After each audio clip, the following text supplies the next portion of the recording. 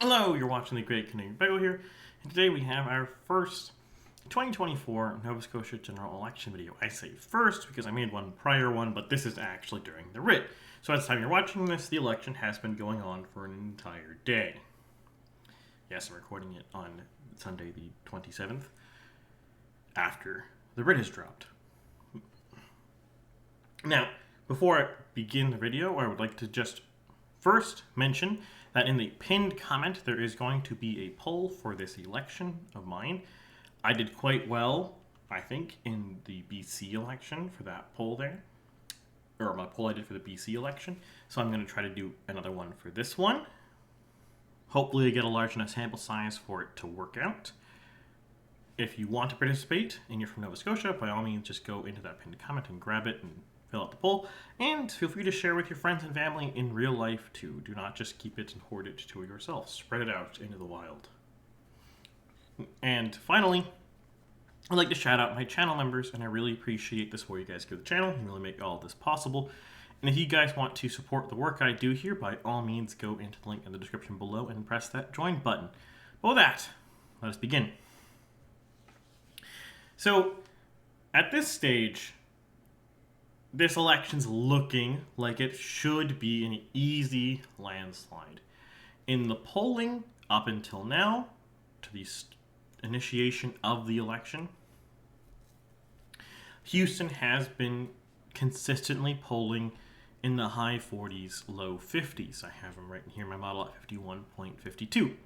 Now, I will note that is mostly driven by a single pollster, Narrative Research, because for whatever reason, the big polling firms in Canada do not particularly poll Atlantic Canada often. They usually only poll during the writ period or during like some interesting period, not just average polling. So if Narrative Research is off in their pre-election polling, this could change this map quite significantly. As of now, we have not had a non-Narrative Research publicly available poll since August 2022. Now, Narrative Research is a fine pollster. They're not the best in the country. They're not the worst. They're about an average pollster. Usually, the problems you might see with a narrative poll is just due to sample size being quite small. As someone who's done polling myself, having a low sample size can cause wonky things. That's not strictly their fault, though maybe the people who are paying for their polls should pay for a larger sample size, but I digress. But if we believe the polls to date, this election's not looking anywhere close. And the reason why this election's not looking anywhere close really boils down to the demographics of Nova Scotia. Now, for those not familiar, those who are not Nova Scotians themselves, Nova Scotia really has, in really broad strokes here, five or six core regions. The obvious regions to those from here, you have the South Shore, which covers this part. You have the Annapolis Valley, which covers here. You have Halifax, which is this area up to here, Halifax County. You have Cape Breton, which is obvious. This is just the island of Cape Breton. The next two regions are a little dubious. Are they actually distinct regions? You have North, and then you have Bay of Fundy, North Fundy coast area, roughly here, which is essentially Cumberland, Colchester for the federal riding.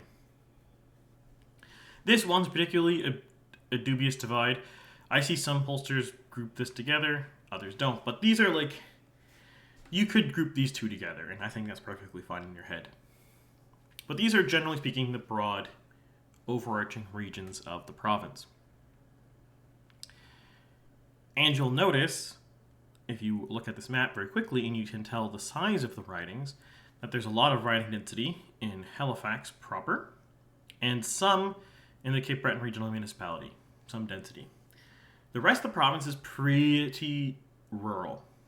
Now, it's not rural in the sense that like parts of Saskatchewan are rural, but to call it urbanized is really overselling it. Like if we go to Truro, or we go to Pictou, or we go to like Wolfville or Kentville, or we go to like Bridgewater. These are towns like 10,000 people. You go to the whole metropolitan areas, maybe you're looking at like 20, 30,000 people. And I think in a lot of regards, Stats Canada's census metropolitan areas are almost farcically large. It's easier to see this in New Brunswick, but for purposes here, the census metropolitan area for Truro extends from right here down to like right here.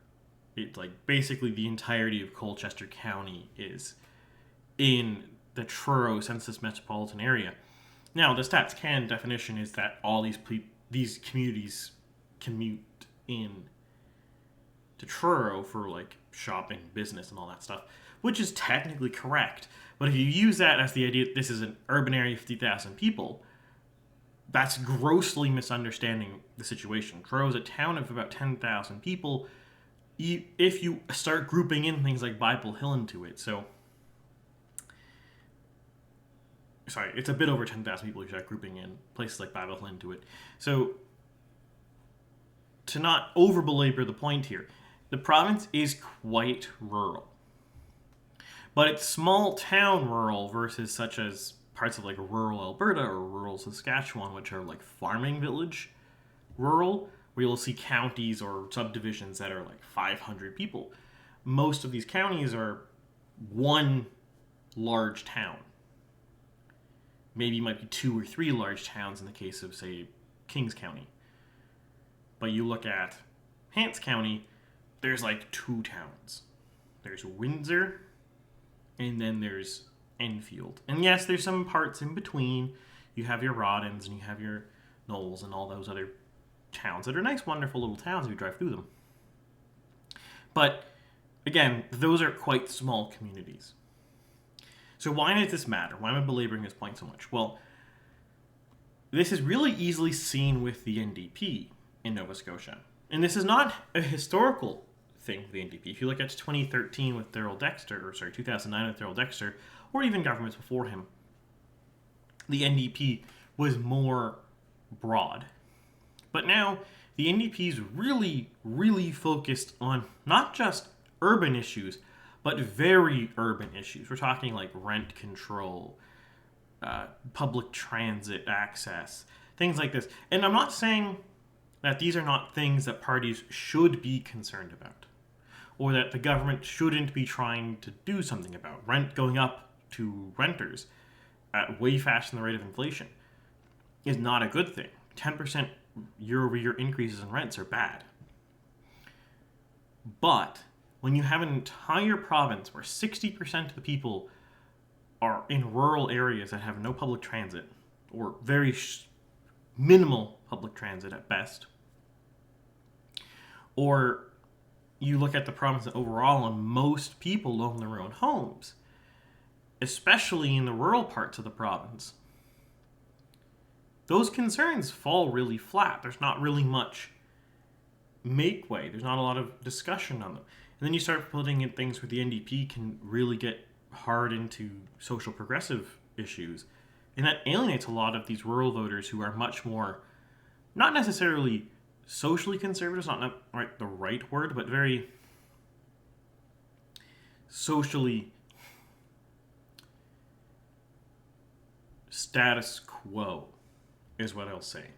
Because to say socially conservative would kind of imply places like rural Nova Scotia are really going hard to undo progressive issues. And I think social conservative issues would play well in lots of rural Nova Scotia, but it's not the same kind of thing, again, you would see in like rural Alberta or rural Saskatchewan. But, to not belabor the point again, if you go back in time, 2006, Nova Scotia still had a Sunday shopping ban, and it was widely popular, and it was only overturned because the government was playing games with what stores were allowed to actually be open on Sunday. So the rural parts of the province are very turned off by this kind of social progressivism, And you see a lot of this boiling over these days with stuff like homelessness, the homeless camps in Halifax and stuff. And that doesn't play well. And the NDP doesn't really seem to have much concerns or issues that are trying to appeal rurally, other than the perennial NDP thing, which is healthcare, which I'll get back to. The NSLP is basically the exact same thing. I don't think Zach Churchill really knows what he's trying to do. Zach Churchill's writing is down here, so he's not even from Halifax. There's no reason why he should be having trick with this, be so over-focused on it, but he seems to be over-focused on Halifax. The only two main promises I've seen come from the NSLP that have actually made it through. I'm not saying they have no other ideas, but these are the only two that actually made it to the point where people were talking about them, with my check of what do people actually say in real life, which this is more applicable to Nova Scotian elections because obviously the people I see in real life live in Nova Scotia. Notably, actually, people I see in real life all live in Halifax for the most part. Some of these days now live in like other parts of the province, but most of them live in Halifax. Most people I talk to every single day. My friends, family, stuff like that, right? So when it doesn't play over well with them, it's already a bad sign. But the two main things he's talking about are HST cut of some kind. I think he said 2%. Again, we'll see what those actual numbers and the actual platform and stuff say, because maybe they might change that. And the other big one was a proposal to have free public transit, to the tune of probably tens, if not hundreds of millions of dollars in subsidies to actually do that. And those played very poorly. So first, obviously, the free public transit played really poorly in rural Nova Scotia. A lot of people, the people I do know in rural Nova Scotia, were like, what? Why? We don't actually have public transit. This is ridiculous. And this is even true of people in Halifax County. I know people who live down in this vicinity, in these ridings, who commute to Halifax every day to work, but they have to drive to work because there's no bus service to them. Or if there's bus service, it's really spotty or bad. So saying we're going to have free buses just comes off as annoying, silly. Oh, you're just going to help the urbanites more. You're not going to help us. We have an affordability crisis, and you're not doing anything for us. You're spending millions of dollars for them, but nothing for us. Now, this wouldn't fall over as flat if it was talking about expanding routes or adding more frequency to routes, but keeping the tolls. It's specifically the tolls that comes off as unfair to people. Because you drop the tolls, and then people see that as just giving money to urbanites. But if you add more services or you add more routes, then that's just saying you're making the service better. If you add more routes to play people down here or over here, so it's easier to actually use the bus to commute or other public transit, that would not be that bad. But instead of talking about spending the same money on adding more routes or whatever, we're talking about spending the money to subsidize the already existing routes slightly more, which is just comes off as disingenuous to people. So then we really get on to the main thing that's affecting, or one of the main topics here, which is healthcare, obviously. Houston won on healthcare in 2021. That was his main thing. And I won't belabor the point too hard. He's done a whole bunch of things on the healthcare. You can look it up. I'm not going to go into the details of what every single thing Tim Houston has done on healthcare. But there's still lots of problems with the healthcare. And that's pretty much true everywhere in the country. Lots of people don't have doctors. There's a lot of waits at emergency rooms, stuff like this. There's tragedies that happen every now and then because someone couldn't see doctors very quickly.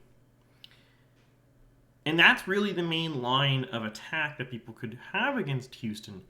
But for some reason that's not entirely clear to me, neither the NDP nor the Liberals really seem to be trying to attack him on that portfolio, and at least in a way that matters. And that's actually the real key to where we are right now as the Rick drops. Is the Liberals and the NDP are not seemingly trying to attack Houston in any way, shape, or form that matters. Now, I don't mean attacks as in like just saying, Houston is a bad person, because 10 years ago he said frogs are green. Actually, frogs are brown. Not something stupid like that, but like attacking his record, attacking the performance of his government. They're not doing that. They're also not proposing their own ideas. And it's kind of a weird, unclear kind of mess because it doesn't really make any sense. They don't really have, thus far, as proposed to the public, maybe their budgets and their platforms will come out and they'll say other things, but at the start of this election, the Liberals and the NDP really don't seem to have any ideas that are distinct to Houston, which is why they're so flat-footed. They're so unwilling to do anything. It's quite remarkable, actually, in this particular lead up to the election. There was a couple articles in Nova Scotia newspapers about from Zach Churchill saying he was concerned about the snap election being called, and it's like, of course you're concerned. Your party's going to get destroyed. If it wasn't for the fact that the incumbent in Sydney, Memberto, is pretty solid, the NSLP could be wiped out in this election. The NDP's a little safer because they cater to a very specific audience, and that audience gets what they want from the NDP. But even then, it's not locked in. If Houston ran the right campaign vis-a-vis, like you could see some of these ridings like New Waterford area flip. Like this is a possibility. So then the real question here is, to me, for this election, does the NSLP and the New Democrats have any ideas? Do they have plans here? Do they have ways to change the status quo? Because the thing here is, if an opposition party has nothing to offer that the government doesn't already offer the people, they're not going to change. Houston's not going to be losing parts of Pictou or rural Cape Breton or the South Shore because the Liberals are offering the exact same thing the Conservatives offered. But the things that the Liberals or the NDP are offering that the Conservatives don't offer are not things that actually appeal to anyone in rural Nova Scotia. For example, both the NDP and the Liberals are against Tim Houston's opposition to the carbon tax. Now, obviously, Tim Houston can't do anything in and of itself until the feds do something, but both the Liberals and the NDP want or defend the carbon tax. And that holds really bad with rural Nova Scotians, especially when you're talking about the South Shore area, which is where Zach Churchill himself is from, or other parts of rural Nova Scotia like that. But specifically, the South Shore is an area that's hit hard by this because it's very rural down there. The South Shore is more rural than, say, Kings or Truro, New Glasgow, or whatever. Those are more urban than lots of the South Shore is, because the South Shore is more broken up into fishing communities. That's where most of the lobster fishing happens. Now, I don't know offhand here if fishing boat fuel is carbon taxed. If so, that's even a double whammy. It might be exempt because some things are exempt from it. I'm just not sure if that one itself is exempt. But assuming it's not, that's another slap in the face for that part of that demographic that Liberals federally and provincially have already alienated quite badly. The swing in places like Queens in 2017 to 2021 was dramatic. 2019 to 2021 federally was dramatic. So where does that put this? Well, the really only two things you can say about Houston's government, from my perspective as a Nova Scotian. There is the discontent about healthcare, and there's, well, you could say maybe three things. There's discontent about population growth, and there's discontent about handling of social issues, such as tent encampments in Halifax. Those are really the only three things. None of the parties, as far as I'm aware, are opposing Houston's population growth plan. But in my canvassing for federal politics, lots of voters are concerned about that and oppose that. None of the other parties have any meaningful plans to deal with the tent encampments. They're not just allowing more tent encampments. So the Halifax voters who don't like the tent encampments are stuck. They have no one else to vote for. Houston might do something about them, but the Liberals and the NDP certainly won't. And on healthcare, no one has any better plans. Maybe the NDP might try to outbid Houston on it, but they have no better plans for that. But then you go look at the rest of the picture. You look at the economy. The economy in Nova Scotia is doing fine. You look at construction of housing. It's doing great here. The housing construction has increased dramatically under Tim Houston. Well, is that his fault? I don't know. But objectively, we are building significantly more houses now than we have in the past. This is the first 6 months of 2023 to 2024, i.e. comparing Jan and June in those 2 years. And we can see here, there's a 64% increase in Nova Scotia.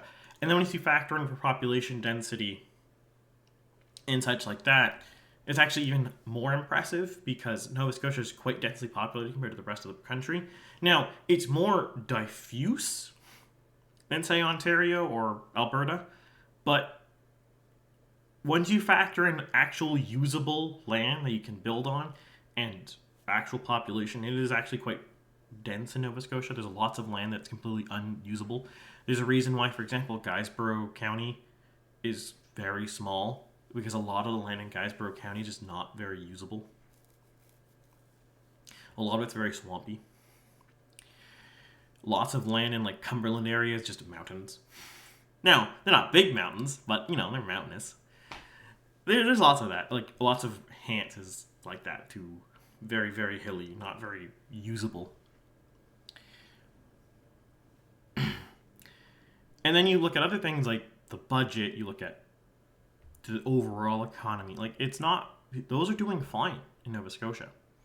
So if the economy is doing fine, objectively housing is doing fine. Like the problem is terrible, but the construction is doing great.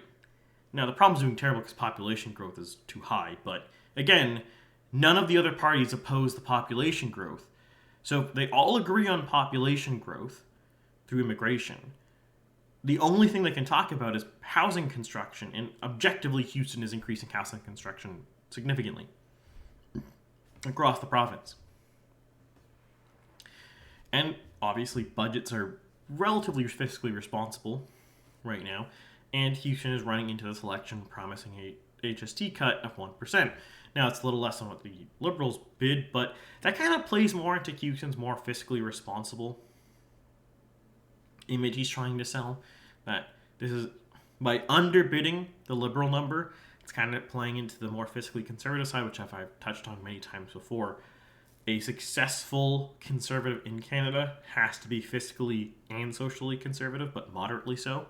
Don't go too crazy on either. So I think that does play a strong tactic from the Houston government, that kind of action there. So what are we likely to see here?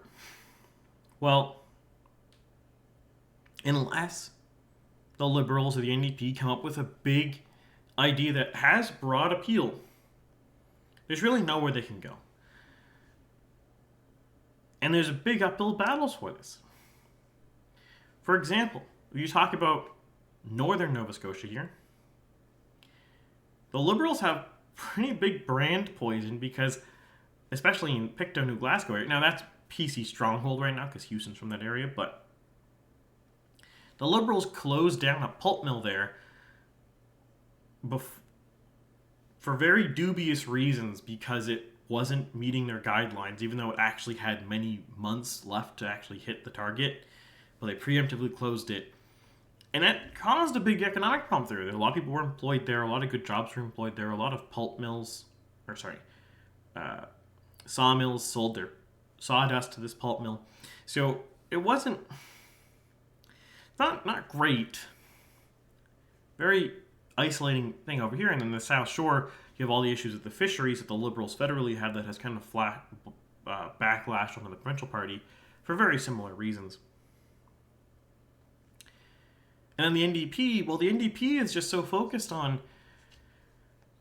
they've lost touch. Much of the, how do I phrase this? Nationally, a lot of the NDP has kind of lost their working class, blue collar, trade union background and lost focus on that, trying to court urbanite university students these days. And that's really playing in Nova Scotia. A lot of places in Cumberland, New Glasgow area, even parts of the Naples Valley, South Shore, obviously Cape Breton area, have a lot of mining and or industrial. And those areas have swung very hard against the NDP, and it's hard to imagine them going back because the NDP has kind of lost that connection to that kind of background that they once had. It's seemingly completely gone. You don't have to go very far back, by the way, to go to a point where the NDP is winning places like Pictou County. This is 2009. Yes, this was a big win from the NDP from Darrell Dexter, but you see South Shore, Kings County, parts of Cape Breton, Glace Bay area, obviously Halifax, much of this area. They're winning these on the back of a lot of these areas. A lot of these regions have mining, industrial areas, and they appeal to this kind of blue-collar, working-class type guy. And now the NDP mainly appeals to university-educated young women and urbanites. There's not a very big demographic for that party here. There's never really been a big demographic for that party. That's why the federal party is doing so poorly. The only reason why the NDP in its current form is not doing worse is because the Liberals are completely lost. Because as a political party, as a campaign machine, at least the NDP is opposing Houston. Now, they're opposing Houston in a way that only a very minute percentage of the population will care about, but they oppose Houston. Conversely, well, the Liberals don't. The Liberals don't oppose Houston on anything that really matters. And that's what matters to voters.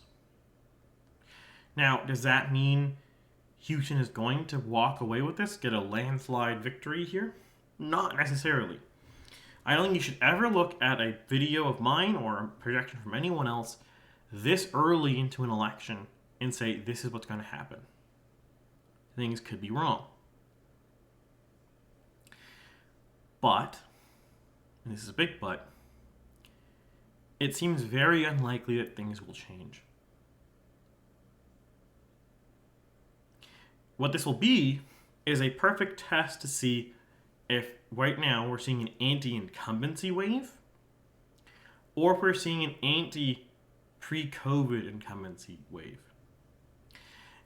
And the difference being a lot of incumbents were permanently damaged perhaps by the COVID pandemic and the reaction to it, but those who took over after it had already begun, such as Tim Houston, they might be immune to it.